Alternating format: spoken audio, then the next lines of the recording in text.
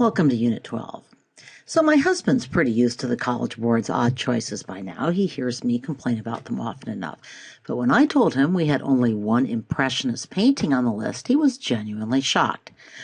"But those are the paintings people flock to museums to see," he sputtered. "They keep the museums open." Well, okay, I agree with him, no surprise. But I also worry that for just this reason, it's actually harder for us to look at Impressionist paintings with the eye of art historians. We know them too well, and for us they have lost all power to shock. You'll feel shocked, I predict, by some of what we see in our final unit, but from our 21st century perspective, it's hard to see why the Academy turned its nose up at the Impressionists, why the Impressionists needed first a Salon des Refusés and then their own exhibits. The term Impressionist takes its name from this painting by Claude Monet. It was intended as an insult, not as a compliment, but the school of painters loosely associated with the term embraced the name and gave it to the exhibitions they held for their salon-rejected paintings. In this painting, which is not a required work by Monet, we still see the most characteristic features of Monet's paintings: the preoccupation with capturing a precise moment of space and time, its peculiar light, and the colors that this light produces.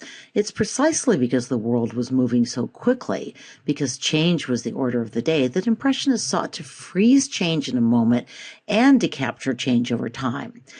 Well, alas, we are going to have to move all too quickly through the Impressionists, but let's see a little more Monet in this introductory clip from our friend Sister Wendy. Promise, we'll get to our required work and our first presentation in just a minute.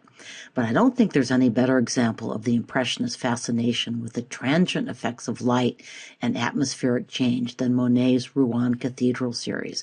Monet painted more than 30 views of Rouen Cathedral at different times of day, in different light, and in different weather. The building itself, as you can see, while ornate and fanciful, is very solid, but in Monet's paintings, it dissolves into light and atmosphere. Okay, let's turn to our first required work and hear 4 interesting impressions, sorry, I couldn't resist, of this work, as well as a comparison with another work of the presenter's choice. By the way, this is how I intend to proceed, have the presentations interspersed from within the podcasts. Well, sometimes I'm going to add a few comments with the understanding that I won't know what observations the student presenter made or that you responded to in your discussion. For this work, I'm just going to flash a couple more paintings in this series. Again, more studies on light and atmospheric change.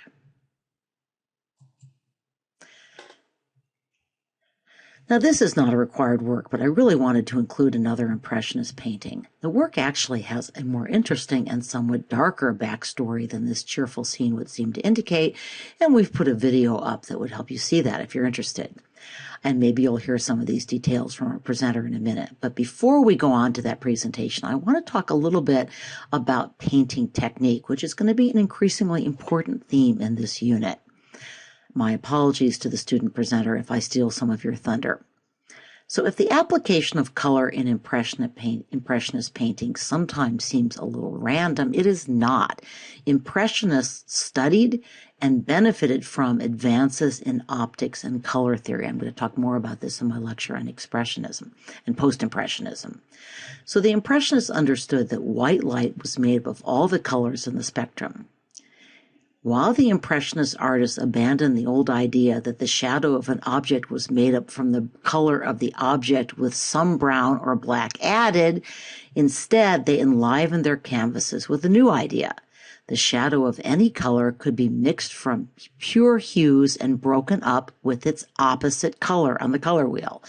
So, for example, the shadow on a yellow surface could have some strokes of purple painted into it to increase its vitality. So let's watch a short video clip that gives some excellent close-ups of this particular work, and then we'll hear from our next presenter. Well, art was still mostly a man's world in late 19th century Europe and America, but 2 notable female Impressionist painters captured especially the intimacy of family life and the relations between mother and child in beautiful and evocative paintings. This is the artist who didn't make the list. Sister Wendy talks about her in her work in her segment on Impressionism if you want to know more.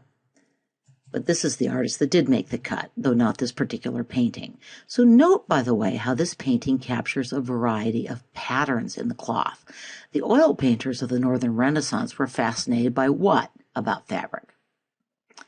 With its texture and its sheen in the light. Late 19th and early 20th century painters were, of course, interested in light, but they were also fascinated by patterns. We'll see this again when we come to Matisse and to Klimt. Mary Cassatt was one of the artists from this period who was deeply influenced by Japanese woodblock prints, a favorite College Board topic. Another painter who drew inspiration from this source was Edgar Degas, who was a friend and mentor of Mary Cassatt's, although he was a little disturbed and said so that a woman could paint that well. Degas has also dropped off the list. Note, by the way, that both Mary Cassatt and Edgar Degas use line more sharply. And again, we see that Japanese influence. Another Japanese influence is flatter color spaces. Oh, just one more Degas before we get back to the list. Degas is most famous for his paintings and sculptures of dancers. Notice that while his paintings rely more heavily on line than Monet's, he still captures dappled light with loose brush strokes. The composition of this painting likewise draws us into the scene. It's a very open composition. The figures are actually cut off on each side. Moreover, notice how the wooden floor slants toward us, placing us right in front of the action. And by the way, this viewpoint, looking on from above, is very typical of Impressionist work, and in part reflects the influence of photography. Many photographs were taken from that angle. Okay, here's one of those summary slides that I borrow and edit. So I'm not going to read it because I want to get to our final Impressionist presentation, but you may want to pause to take a few notes. Our next required work and our last Impressionist work. Note the technique. This is not a painting. Mary Cassatt was, as you read, committed to creating art that ordinary people could enjoy and afford, hence the print technique. Do you remember what artists we've studied used the same combination? Goya in the Disaster of War series. So on to our next presenter, and then on to the Post-Impressionists.